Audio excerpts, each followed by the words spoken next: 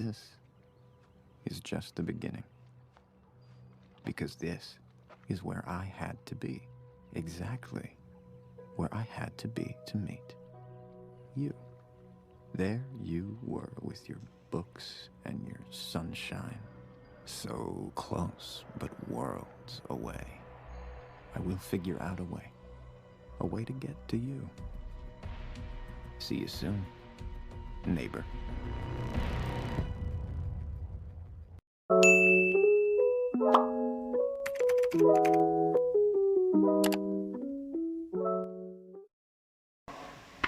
Bonjour, marhaba, c'est encore moi, Nofel Anis Jalal, dans cette nouvelle vidéo en psychiatrie.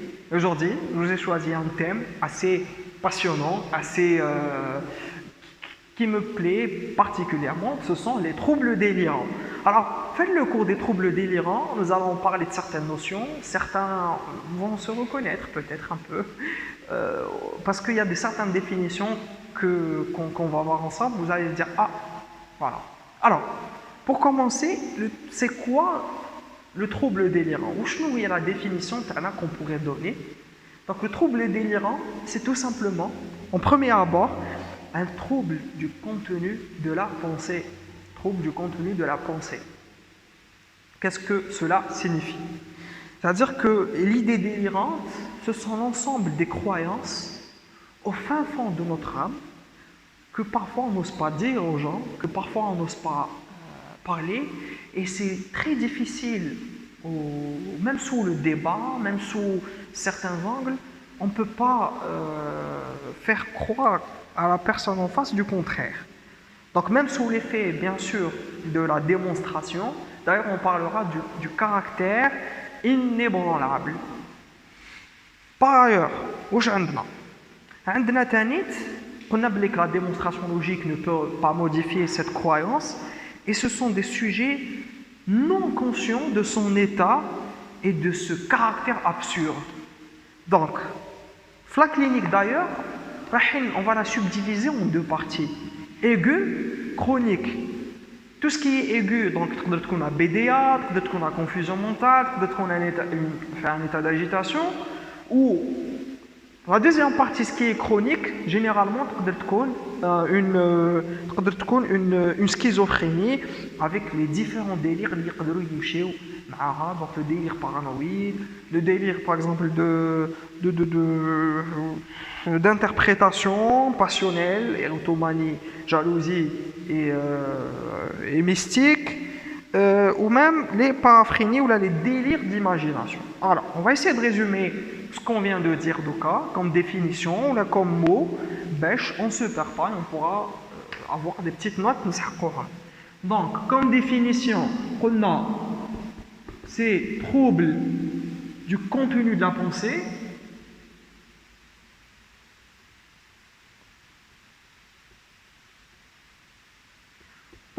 C'est des croyances inébranlables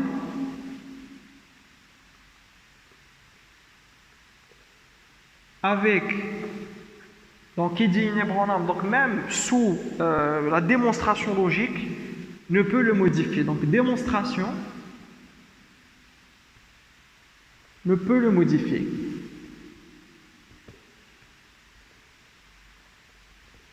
زيد واش عندنا كانيت كوم بوين اللي نقدروا نحكيو عليهم قلنا بلي في لا كلينيك دونك كلينيك تقدر تكون ايغو ولا كرونيك qui dit aigu dira BDA les on a vu ensemble qui dit BDA dira aussi confusion mentale etc. Chronique schizophrénie. صحيت. دوك هاتيك حكينا ثاني على certains de cas à titre d'exemple قلنا كاين les délires passionnels,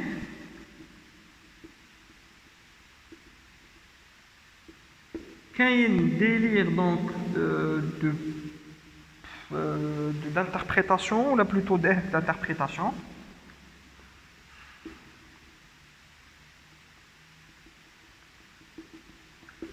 كاين délire paranoïde,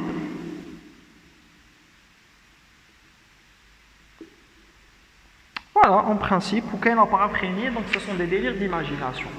Bref, je retrouve vers l'essentiel.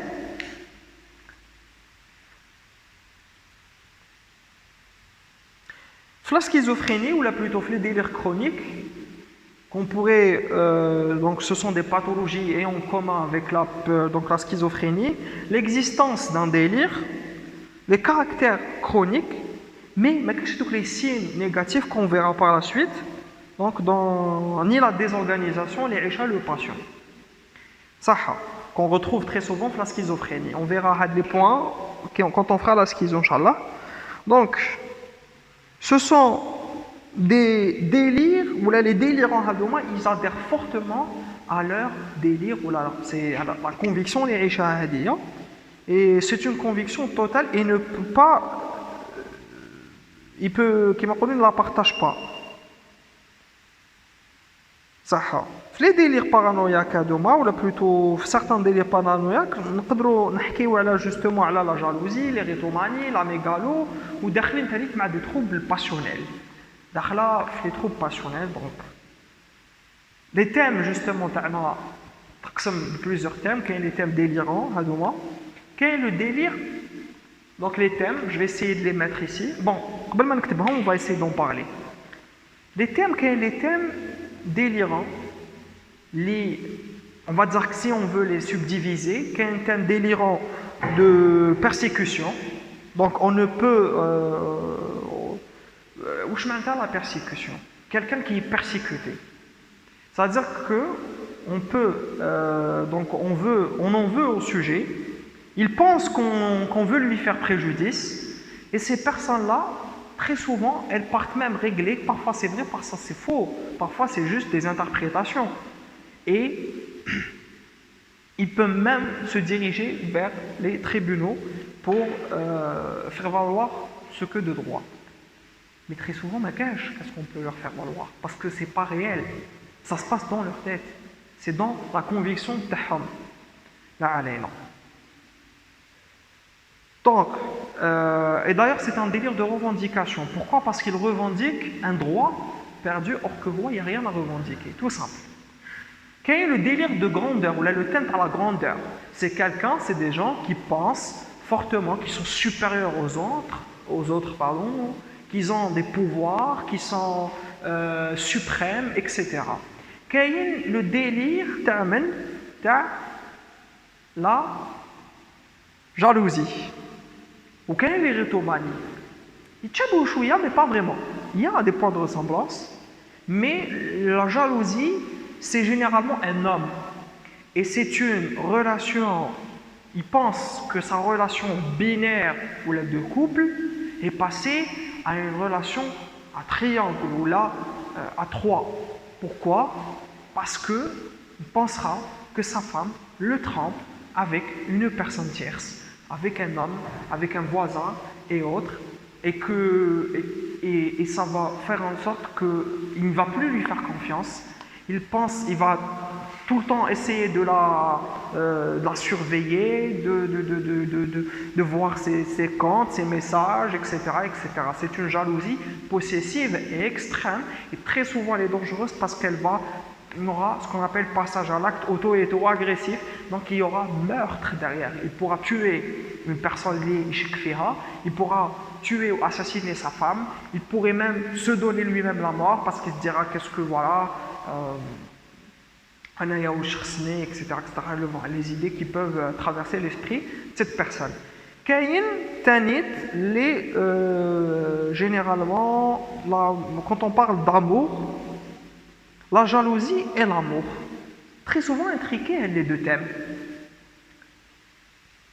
Quand on parle de délire ou la thématique amour, généralement c'est l'érythomanie. Pourquoi l'érythomanie? L'érotomanie, pardon. L'érotomanie, ça touche principalement les femmes, mais pas que. On a décrit des cas d'hommes où ils étaient touchés d'érotomanie, mais c'est rare. Quand on parle d'érotomanie, c'est femme. C'est tout simplement un délire où la femme, certaines femmes qui en souffrent, hélas, pensent et adhèrent complètement à une idée où elle pense qu'une célébrité ou une personne influente, puissante, connue est amoureuse d'elle. Et au contraire, quand elle va essayer de passer, ou plutôt faire un contact, ou essayer d'avoir un contact avec cette personne-là, bien évidemment qu'il ne la connaît pas. Par exemple, je ne sais pas, on va citer, à titre d'exemple, j'en ai pas là, mais on va dire, j'ai pas vraiment cherché un exemple concret, mais on va faire un exemple tout simple qui n'est pas réel. On va prendre Johnny Depp. Johnny Depp actuellement, il est au tribunal de Skin. Et Johnny Depp, Zama, il y aura une de ses fans, il y a beaucoup de femmes qui aiment Johnny Depp, et une de ses fans pensera qu'il est amoureux d'elle.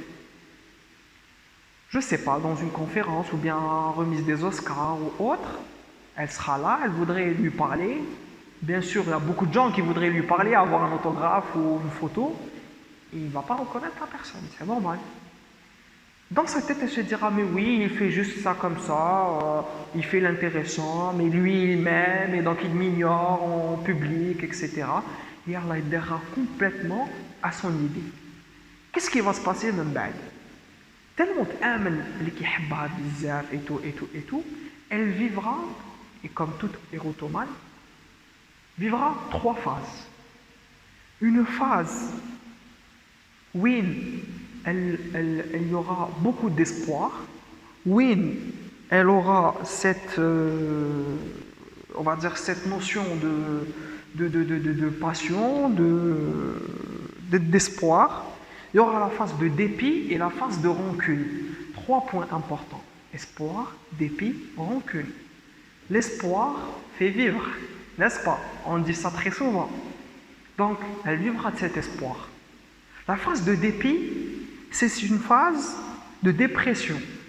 Elle va vivre une dépression, elle va commencer à comprendre que ce n'est pas vrai, qu'il ne l'aime pas, qu'il aime une autre femme, qu'il y a, etc. Surtout généralement quand ces personnes-là, même parfois ils sont mariés, ils ont leur conjointe ou autre, et suivi de la phase de rancune qui est très dangereuse. Parce que quand il dit rancune, on parlera de passage à l'acte auto et hétéro-agressif. C'est là où elle pourra par la suite tuer cette personne. Donc il y aura homicide ou même meurtre de la personne tierce qui est en réalité en couple ou conjointe ou l'épouse de cette célébrité, ou essayer ou une tentative de lui nuire, essayer même peut-être d'éliminer complètement cette célébrité ou autre, etc. Donc c'est assez dangereux, donc il y a cette notion de dangerosité et d'urgence. D'accord.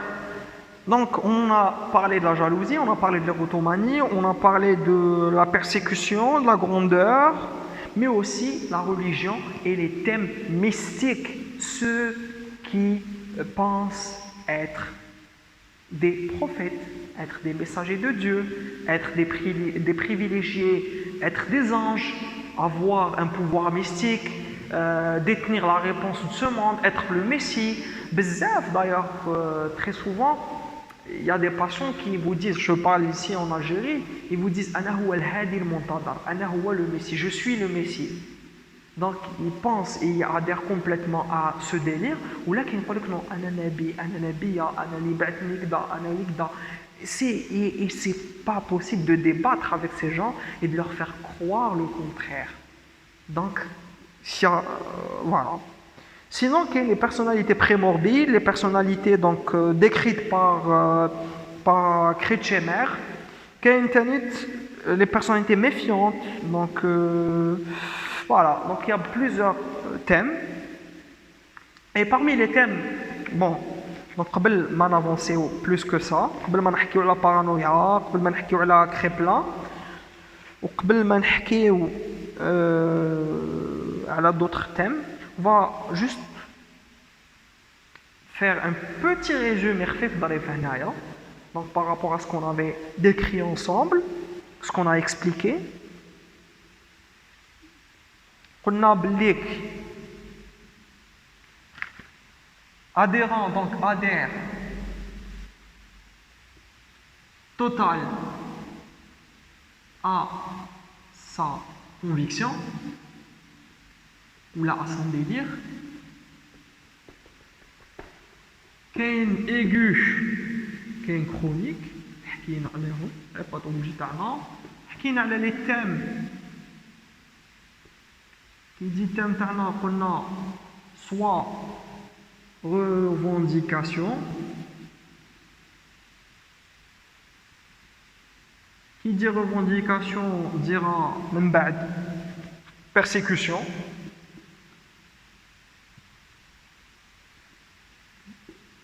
Qui dira persécution bon il y a le grandeur, عندنا jalousie, jalousie dira homme, donc infidélité, il pensera que sa femme est infidèle. Amour. Qui dit amour dit érotomanie, érotomanie. Principalement femme, elle va passer par 3 phases.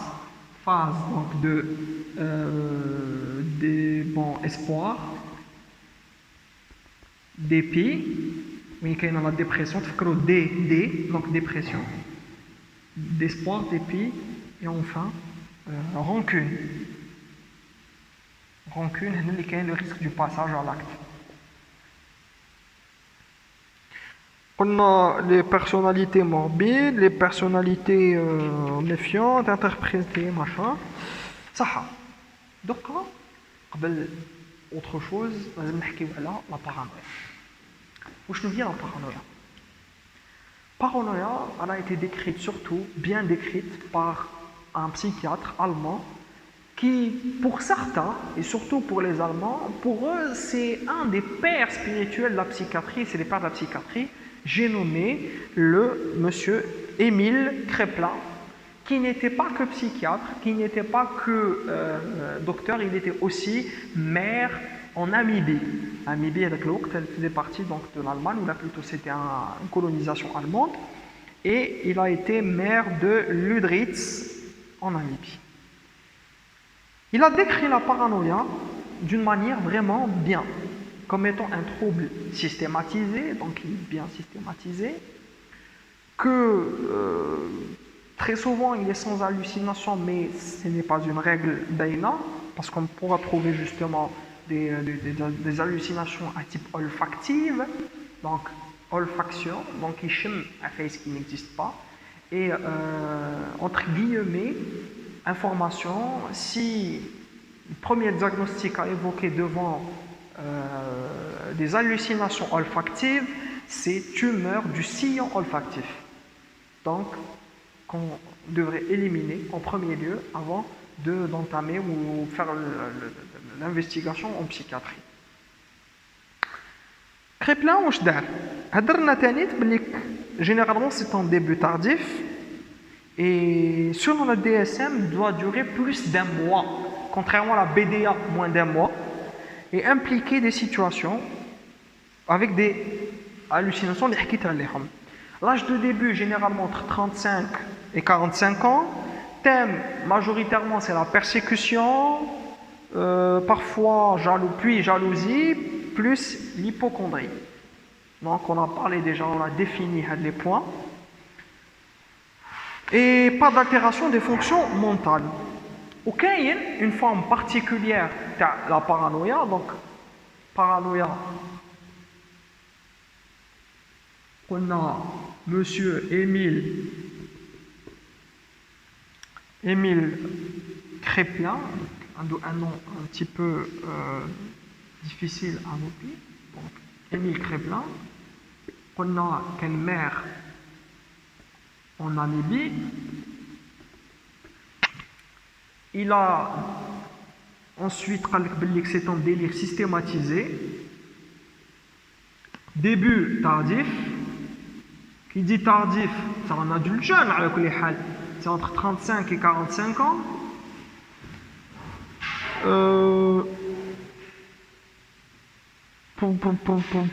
Doit durer plus d'1 mois. Généralement, sans hallucination, je dis généralement, mais quand elles y sont, elles sont d'ordre olfactif. Qui dit olfaction, on a éliminé tumeur du sillon olfactif.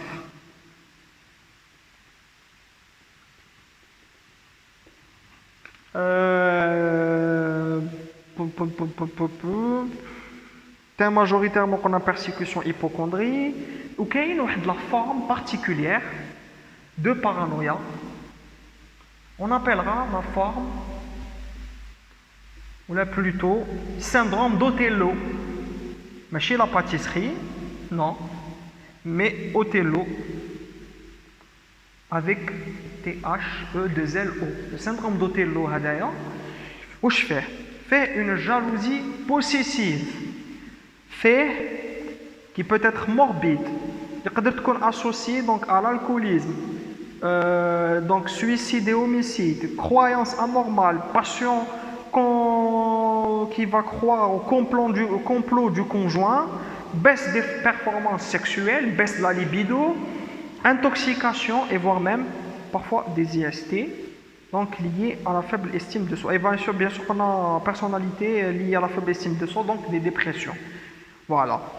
On a parlé, on a défini donc l'érotomanie, on a tout à l'heure, la jalousie et les douleurs, le délire qu'on devra mettre à côté, c'est le délire d'inventeur.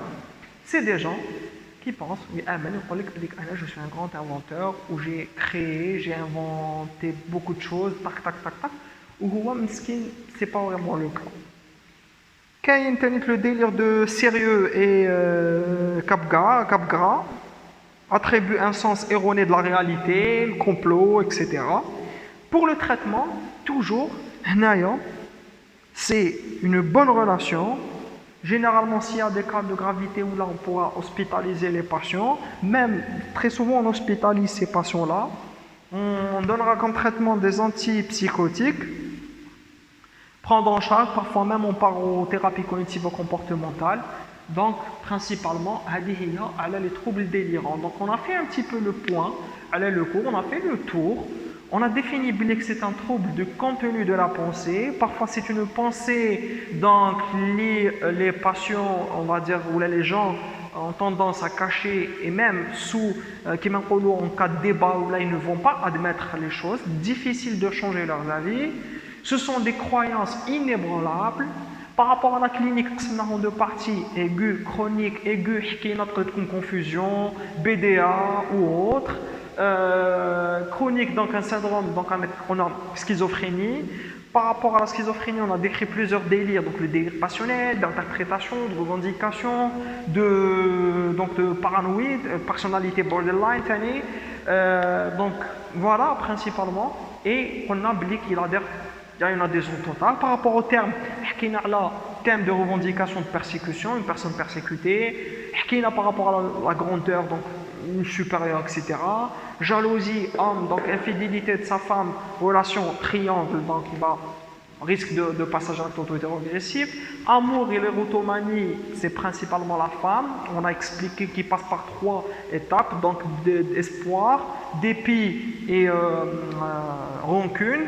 Ensuite, monsieur Émile Créplin, il a décrit la paranoïa comme étant, donc voilà, systématisée, début tardif, 35-45 ans, doit durer au moins 1 mois.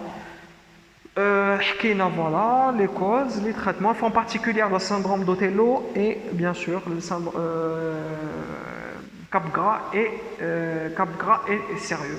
Donc voilà, pour le traitement, c'est des antipsychotiques et hospitalisation du malade, parce que toujours on a une confusion, etc. Il faut faire attention. Voilà, sur ce, je vous souhaite une excellente vidéo. Merci de faire confiance. À très bientôt dans une nouvelle vidéo. Salam.